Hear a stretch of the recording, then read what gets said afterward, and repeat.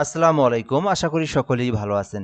প্রিয় চাকরি প্রত্যাশী ভাই বোনেরা, কর কমিশনের কার্যালয় ফরিদপুর, কর অঞ্চল ফরিদপুরের নিয়োগ সার্কুলারটি কিন্তু প্রকাশিত হয়েছে এবং আজ থেকে এই নিয়োগ সার্কুলারে আবেদন শুরু হয়েছে। তো আজকের এই ভিডিওতে কর অঞ্চল ফরিদপুরের যে নিয়োগ সার্কুলারটা রয়েছে, এইটা সম্পর্কে সকল ধরনের তথ্য আপনাদেরকে জানানোর চেষ্টা করব। এই সার্কুলারে কোন কোন জেলার প্রার্থী আবেদন করতে পারবেন এবং এই সার্কুলারে পদের নাম, পদের সংখ্যা, বেতন স্কেল, শিক্ষাগত যোগ্যতা এবং কিভাবে আবেদন করতে হয়, ফুল আবেদন করার প্রসেসটা আমি আপনাদেরকে এই ভিডিওর মাধ্যমে দেখাবো। তো সম্পূর্ণ ভিডিওটা আপনারা ধৈর্য সহকারে শেষ পর্যন্ত দেখবেন, তাহলে এই নিয়োগ সার্কুলার নিয়ে সকল তথ্য জানতে পারবেন। এবং এটি কিন্তু বেশ কিছু জেলা প্রার্থী আবেদন করতে পারবে, যেখানে ফরিদপুর, রাজবাড়ী, গোপালগঞ্জ, মাদারীপুর, শরীয়তপুর, দেখেন অনেকগুলো জেলা, ফরিদপুর, রাজবাড়ী, গোপালগঞ্জ, মাদারীপুর, শরীয়তপুর জেলার স্থায়ী বাসিন্দারা কিন্তু আবেদন করতে পারবেন। এবং এটিতে কিন্তু বেশ কিছু পদসংখ্যা রয়েছে এবং বড় বড় পদসংখ্যা রয়েছে। কম্পিউটার অপারেটর পদ রয়েছে, প্রধান সহকারী পদে 22টি পদ রয়েছে। এছাড়াও এখানে দেখবেন আপনারা উচ্চমান সহকারী পদে 22টি, 60 মুদ্রাক্ষরী কাম কম্পিউটার অপারেটর 22টি, তারপরে অফিস সহকারীতে কিন্তু মোট 27টি পদ রয়েছে এবং অফিস সহায়কের 27টি পদ রয়েছে। এগুলো কিন্তু শুধুমাত্র এসএসসি পাশে আবেদন করা যায়, কোনো অভিজ্ঞতার প্রয়োজন লাগে না। এছাড়াও এইচএসসি পাশে আপনারা এখানে 27টি পদের বিপরীতে আবেদন করতে পারবেন। এছাড়াও অনার্স ডিগ্রি পাশে এখানে বেশ কিছু পদের সংখ্যা রয়েছে। তো সম্পূর্ণ ভিডিওটা আপনাদেরকে ধৈর্য সহকারে দেখতে হবে। এবং এটি কিন্তু সরকারি স্থায়ী রাজস্ব খাতভুক্ত নিয়োগ সার্কুলার, বাংলাদেশের একদম একদম সরকারি স্থায়ী নিয়োগ সার্কুলার এটি। তো এখানে বলা হয়েছে যে অর্থ মন্ত্রণালয় থেকে প্রকাশিত এই নিয়োগ সার্কুলারে বলা হয়েছে যে বিভিন্ন শূন্য পদে 13 থেকে 20তম গ্রেডে নিয়োগ দেওয়া হবে, অর্থাৎ এখানে কিন্তু 13 থেকে 20তম গ্রেড পর্যন্ত পদের সংখ্যা রয়েছে। যেখানে বলা হয়েছে যে ফরিদপুর জেলা, রাজবাড়ী জেলা, গোপালগঞ্জ জেলা, মাদারীপুর জেলা এবং শরীয়তপুর জেলার স্থায়ী বাসিন্দা যারা রয়েছেন তারা কিন্তু এই নিয়োগ সার্কুলারে আবেদন করতে পারবেন। ছেলে মেয়ে উভয় প্রার্থীরাই কিন্তু আবেদন করতে পারবেন এবং আবেদনটা কিন্তু অনলাইনের মাধ্যমে তাকে পূরণ করতে হবে। তো আমি আবারও আপনাদেরকে একটা কথা বলি, মানে এই কথাটা সবথেকে বেশি গুরুত্বপূর্ণ, যে এই নিয়োগ সার্কুলারটা যারা ফরিদপুর, রাজবাড়ী, গোপালগঞ্জ, মাদারীপুর, শরীয়তপুর জেলার থেকে যারা ভিডিওটা দেখছেন, শুধুমাত্র তাদের জন্য, অন্য জেলার কোনো কাজ নেই এখানে। অন্য জেলার প্রার্থীরা এই ভিডিওতে তাদের কোনো কাজ নেই, অর্থাৎ এই সার্কুলারে তাদের কিছু নাই এখানে, তারা আবেদন করতে পারবেন না। শুধু এই কয়টি জেলার প্রার্থীরা আবেদন করতে পারবেন, ছেলে মেয়ে উভয় প্রার্থীরা আবেদন করতে পারবেন। তো এখানে 1 নম্বর পদের নাম কম্পিউটার অপারেটর, যেখানে 13 গ্রেডে একটি পদ রয়েছে। তো এই কম্পিউটার অপারেটর পদে আবেদন করতে আপনার শিক্ষাগত যোগ্যতা প্রয়োজন। সায়েন্স বিভাগ অর্থাৎ সায়েন্স ডিপার্টমেন্ট থেকে অনার্স অথবা ডিগ্রি, অর্থাৎ আপনি যদি অনার্স পাস করে থাকেন অথবা ডিগ্রি পাস করে থাকেন, সেটি বিজ্ঞান শাখা থেকে হয়ে থাকে, তাহলে আবেদন করতে পারবেন। আর এখানে আরেকটা বিষয় বলা হয়েছে, আপনাকে কিন্তু অবশ্যই টাইপিং করতে জানা থাকতে হবে। টাইপিং করতে পারলে আপনি কম্পিউটার অপারেটরে আবেদন করতে পারবেন। এছাড়াও প্রধান সহকারী 13 গ্রেডের 22টি পদ রয়েছে। তো প্রধান সহকারী পদে আবেদন করতে আপনার শিক্ষাগত যোগ্যতা প্রয়োজন। কোনো স্বীকৃতি বিশ্ববিদ্যালয় হইতে যেকোনো বিষয়ে স্নাতক অথবা ডিগ্রি, অর্থাৎ আপনি যদি অনার্স পাস করে থাকেন অথবা ডিগ্রি পাস করে থাকেন, যেকোনো সাবজেক্ট, এখানে কিন্তু সাবজেক্ট কোনো উল্লেখ করা নাই। তো আপনি যদি শুধুমাত্র অনার্স পাস করেন অথবা ডিগ্রি পাস করেন এবং আপনার যদি বেসিক কম্পিউটার সম্পর্কে জ্ঞান জানা থাকে, অর্থাৎ আপনি টাইপিং করতে পারেন, তাহলে আপনি কিন্তু প্রধান সহকারী পদে আবেদন করতে পারবেন, যেখানে মোট 22টি পদ রয়েছে। ফরিদপুর, মাদারীপুর, রাজবাড়ী, গোপালগঞ্জ, শরীয়তপুর এই জেলার প্রার্থীরা আবেদন করতে পারবেন। এরপরে রয়েছে এখান থেকে উচ্চমান সহকারী, যেখানে 14 গ্রেডে কিন্তু মোট 22টি পদ রয়েছে। তো এটাও কিন্তু বিশাল বড় একটি পদের সংখ্যা। সো উচ্চমান সহকারী পদে আবেদন করতে আপনার শিক্ষাগত যোগ্যতা প্রয়োজন। কোনো স্বীকৃতি বিশ্ববিদ্যালয় হইতে যেকোনো বিষয়ে অনন্য দ্বিতীয় শ্রেণী বা সমমানের সিজিপিএ সহ স্নাতক অথবা ডিগ্রি, অর্থাৎ আপনি যদি অনার্স পাস করে থাকেন অথবা আপনি যদি ডিগ্রি পাস করে থাকেন এবং আপনার যদি কম্পিউটার সম্পর্কে বেসিক নলেজ জানা থাকে, তাহলে আপনি উচ্চমান সহকারী পদে আবেদন করতে পারবেন, যেটা কিন্তু 14 গ্রেডে মোট 22টি পদে কিন্তু নিয়োগ দেওয়া হবে। এরপরে রয়েছে 60 মুদ্রাক্ষরী কাম কম্পিউটার অপারেটর, যেটা কিন্তু 14 গ্রেডে 23টি পদ রয়েছে।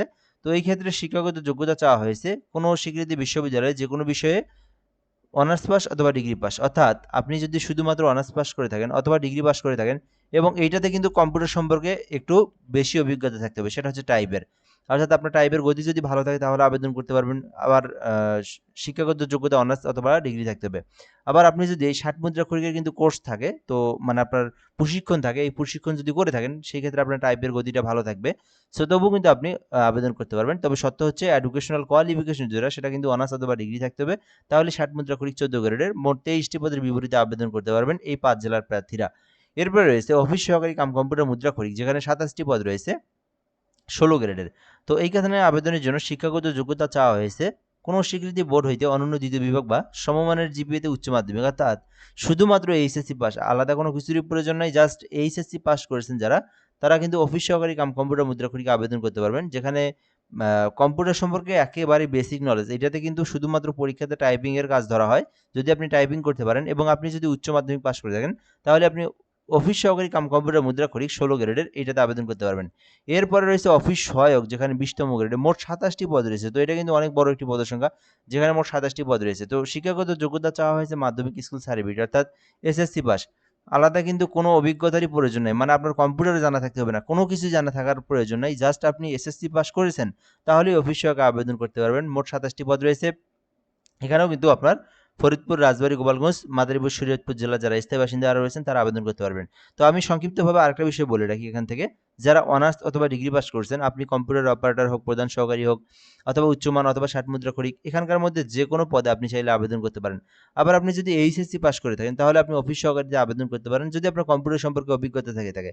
আর যদি আপনার কম্পিউটার সম্পর্কে অভিজ্ঞতা না থাকে তাহলে যারা এসএসসি, এইচএসসি পাস করছেন অফিস সহায়কে কিন্তু আবেদন করতে পারবেন, যেখানে কিন্তু এই 5 জেলার প্রার্থীরা, ছেলে মেয়ে উভয় প্রার্থীরা আবেদন করতে পারবে এবং এটি কিন্তু একটা সরকারি স্থায়ী নিয়োগ সার্কুলার। সো এরপরের বিষয়গুলো গুরুত্বপূর্ণ। আবেদন করতে আপনার বয়সটা কিন্তু 18 হতে 32 বছরের মধ্যে থাকতে হবে, তাহলে আবেদন করতে পারবেন। এরপরে এখানে দেওয়া রয়েছে যে আবেদন করতে আপনার বেশ কিছু বিষয় আপনার জানতে হবে অবশ্যই। কিভাবে আবেদন করবেন এবং আবেদনটা শুরু এবং শেষ। এই আবেদনটা কিন্তু 6 মে, অর্থাৎ আজকে 6 মে থেকে আবেদনের শুরু হয়েছে, যেটা কিন্তু একেবারেই 27 মে পর্যন্ত চলমান থাকবে। এর মধ্যে আবেদনটা করতে হবে। তো কিভাবে আবেদন করবেন এই বিষয়টা আমি আপনাদেরকে বলে দিচ্ছি।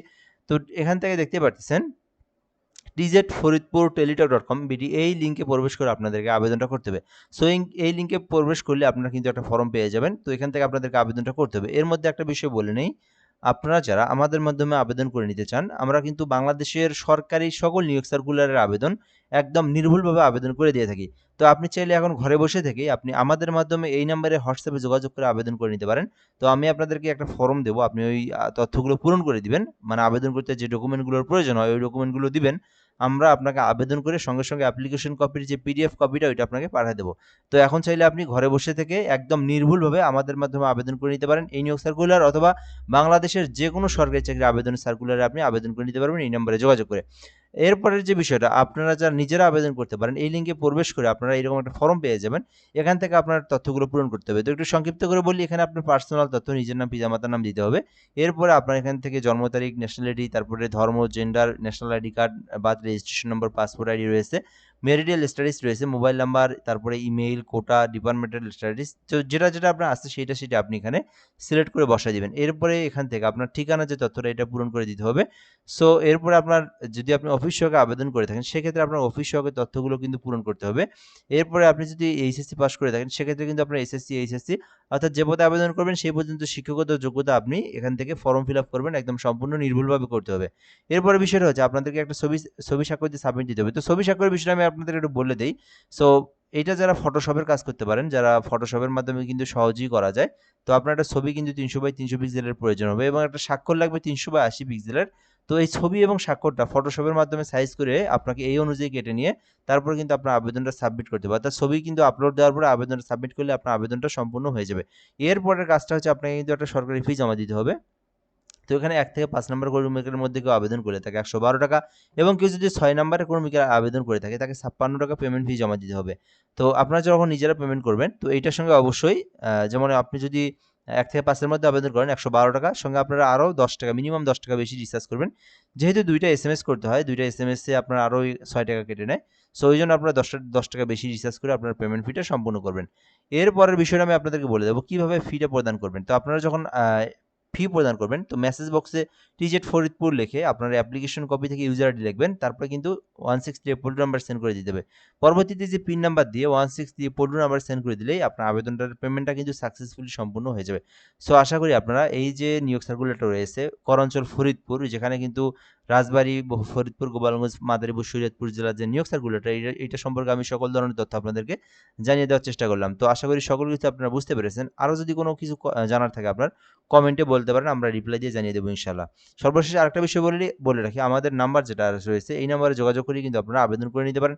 তবে সত্য হচ্ছে শুধুমাত্র যারা আবেদন করবেন তারাই আমাদেরকে হোয়াটসঅ্যাপ এসএমএস দিবেন। ধন্যবাদ, ভালো থাকবেন, আসসালামু আলাইকুম।